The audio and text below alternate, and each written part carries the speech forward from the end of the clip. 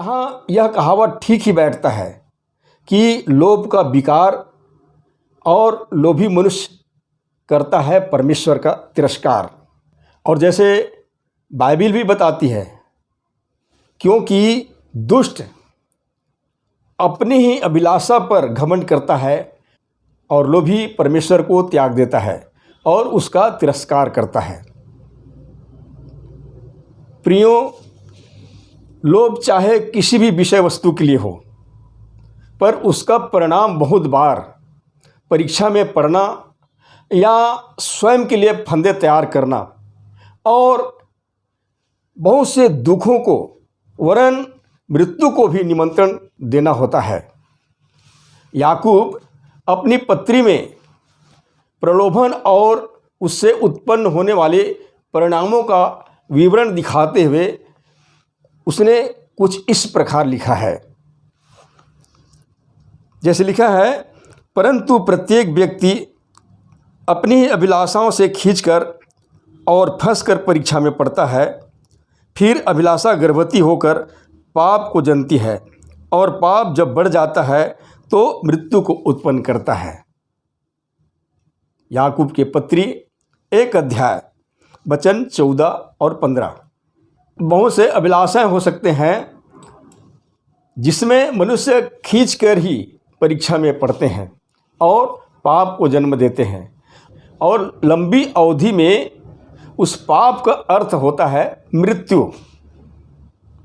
मतलब पाप की मजदूरी मृत्यु। इसलिए हमें यह याद रखनी चाहिए कि पाप कभी भी हमारे जीवन में गुणवत्ता को बढ़ाता नहीं है, और जब हम पाप में लग जाते हैं तो हम उस अनादि परमेश्वर के साथ अपने संबंध को हारे बनते हैं, जीते हुए कभी नहीं।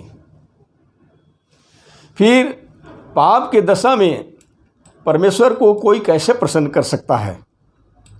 पवित्र बाइबल के अनुसार रुपए का लोभ, विशेषकर रुपए का लोभ मानव समाज में बुराई का सबसे बड़ा कारण बनते जाता है।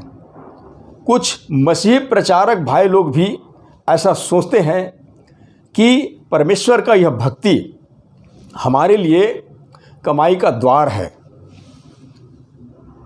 पर बाइबल के अनुसार वे सचमुच में सच्चाई से बहुत दूर हैं। ऐसे लोगों के विषय में वचन हमें बताती है, और वे सत्य से विहन हो गए हैं जो समझते हैं कि भक्ति कमाई का द्वार है। तो सावधान हो जाएं। रुपए का लोभ हमें मसीह से कभी भी अलग कर सकता है और परमेश्वर के राज्य से वंचित भी कर सकता है।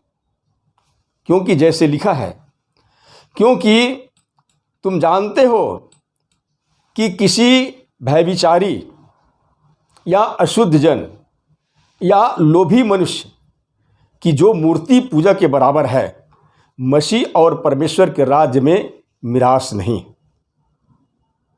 इफिसी के पत्री 5 अध्याय वचन 5। हम चाहे किसी भी मंडली के प्रचारक हों, अगुवे हों, पर लोभ की स्थिति में परमेश्वर के राज्य में हम कभी भी मिरास पाने के योग्य नहीं होंगे। प्रेरित पौलुस ने तीमुथियुस को अत्यंत महत्वपूर्ण सलाह देते हुए उसने अपनी निर्देश में लिखा है कि किस प्रकार मसीह यीशु की एक अच्छे विश्वास योग्य सेवक बने रहकर नए विश्वासियों के बीच अपनी वास्तविक जिम्मेदारी को निभाना चाहिए। जैसे कि उसने लिखा है कि तू हमारे प्रभु यीशु मसीह के प्रकट होने तक इस आज्ञा को निष्कलंक और निर्दोष रख। लेकिन कई प्रचारक पैसे के लोभ में फंसकर अपना जीवन नष्ट कर लेते हैं। कईयों को तो पैसों से इतना प्रेम हो जाता है कि वे प्रचार करने में भी ढीले पड़ जाते हैं। तथा ऐसे प्रचारक भी हैं जो समाज सेवा के बहाने उस कार्य में इतने लवलीन हो जाते हैं कि उनके जीवन का अधिकाधिक समय उन्हीं बातों पर व्यतीत होने लगता है। रुपए का लोभ और लोभ से उत्पन्न विकारों के विषय में पौलुस ने यह भी लिखा है, जिसे हम बाइबल में पढ़ते हैं, क्योंकि रुपए का लोभ सब प्रकार की बुराइयों की जड़ है, जिसे प्राप्त करने का प्रयत्न करते हुए बहुतों ने विश्वास से भटक कर अपने आप को नाना प्रकार के दुखों से छलनी बना लिया है। पहला तिमोथी के पत्री 6 अध्याय वचन 10। तो मेरे प्रिय भाइयों, रुपए का लोभ एक बहुत बड़ी समस्या है और उस गलती का परिणाम जीवन भर ही की नहीं बल्कि अनंत काल तक भुगतने पड़ सकते हैं। यहूदा इस्करियोती द्वारा लोभ के कारण यीशु को ठुकराए जाने की गलती का परिणाम के विषय में सोच कर देखें। यहूदा ने प्रभु के साथ सेवा के आरंभ को तो अच्छा ही किया था, वह प्रभु का बहुत ही निकटतम साथी बन गया था। यहाँ तक कि प्रेरितों में से उसे खजांची बना दिया गया था। मसीह ने उसे चुना, उसे बहुत से अवसर भी दिए गए।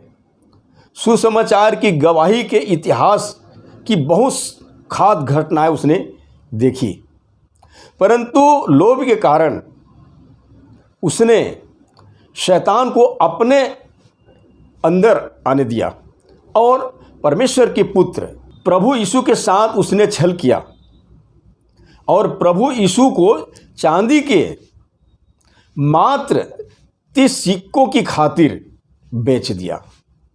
पर उसकी इस गलती का यह वास्तविक कीमत नहीं था और न उसे उस धन से कोई लाभ भी नहीं हो सके, बल्कि अपनी इस गलती के कारण उसने आत्महत्या कर ली।